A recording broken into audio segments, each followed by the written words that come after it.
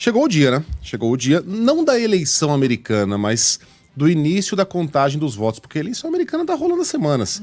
100 milhões, a maioria dos americanos já votou. 100 milhões de eleitores já foram às urnas, 60 milhões deles votaram pelo correio. É um mecanismo interessante, né? De uma democracia consolidada, a pessoa ter essa possibilidade de votar pelo correio.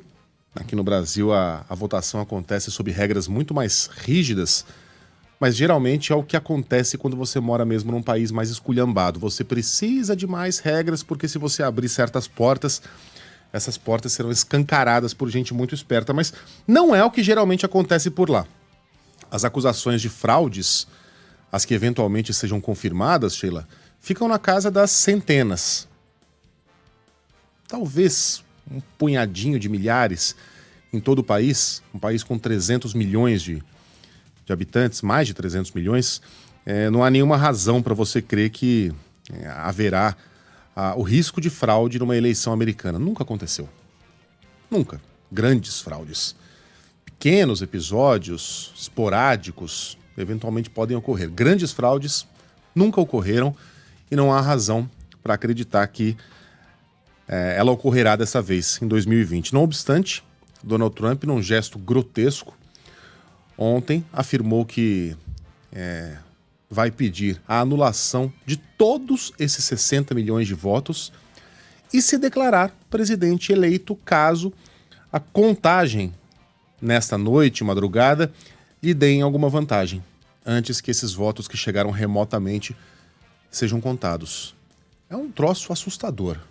Um presidente dos Estados Unidos, o cargo mais respeitável e que detém mais poder no planeta, já de véspera anunciar que pretende melar uma eleição e simplesmente caçar na mão grande 60 milhões de votos de americanos. Por que ele está fazendo isso? Afinal de contas, esses 60 milhões de votos não podem eventualmente beneficiá-lo? Dá-lo alguma vantagem? Ele sabe que não. Porque as pessoas foram incentivadas, desta vez, a votar pelo correio, não foi algo que foi criado para essa eleição.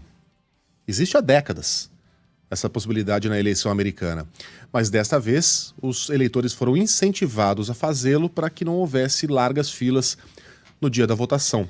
Hoje, primeira terça-feira de novembro.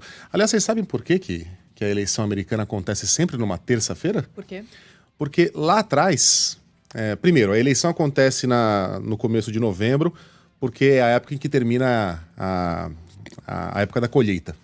Então terminou a colheita, agora sim a gente pode... Os Estados Unidos era uma nação agrária, lá atrás, há 200 anos. Agora a gente pode realizar a eleição. E por que numa terça e não num domingo? Porque o domingo era dia da missa. Então, as pessoas iriam frequentar a missa, especialmente para agradecer pela colheita, tendo ela sido proveitosa, tendo ela sido não tão proveitosa. O americano é um povo temente a Deus. E só então as pessoas se deslocariam para os postos de votação numa época em que todo mundo lá se locomovia a carroça. Então as viagens podiam durar até 2 dias até o posto de votação mais próximo. Por isso a eleição acontece não num domingo, nem numa segunda, mas numa terça-feira. Uma nação temente a Deus. E a tradição continuou até hoje. Sabia não. Mas eu divaguei aqui. Por que o Donald Trump sabe que esses votos não o darão vantagem?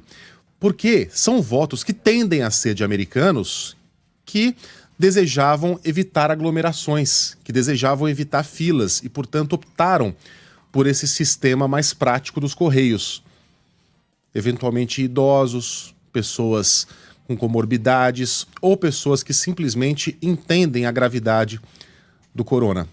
E são pessoas que tendem a ter repulsa, asco pela maneira como agiu o presidente americano desde o início dessa pandemia. Por isso a tendência é que esses votos vão, se não em massa, pelo menos em sua maioria, para Joe Biden. Então o que Donald Trump está fazendo não é levantando a possibilidade de fraude. O que ele quer, para falar um português bem claro aqui, é melar um contingente gigantesco de votos que certamente, por boas razões, estará favorável ao candidato do outro lado, o candidato do Partido Democrata. É asqueroso quando você imagina que esse tipo de atitude já pré-anunciada vem de Donald Trump, mas causa surpresa a ninguém. Lá atrás, meses atrás, eu estou falando muito aqui porque o Barão já vai entrar daqui a pouquinho, um comediante chamado Bill Maher, que também é um analista político, disse que Donald Trump não vai deixar a Casa Branca. Ele não vai sair. No que foi muito criticado. Por que você está falando isso? Eu estou falando porque ele não vai sair. Olhem para ele. Olhem para esse homem. Vejam o histórico desse homem, as declarações desse homem. Ainda não se falava nem em eleição. Vocês conseguem imaginar essa pessoa galantemente entregando a presidência após ser derrotado numa eleição? Isso não vai acontecer.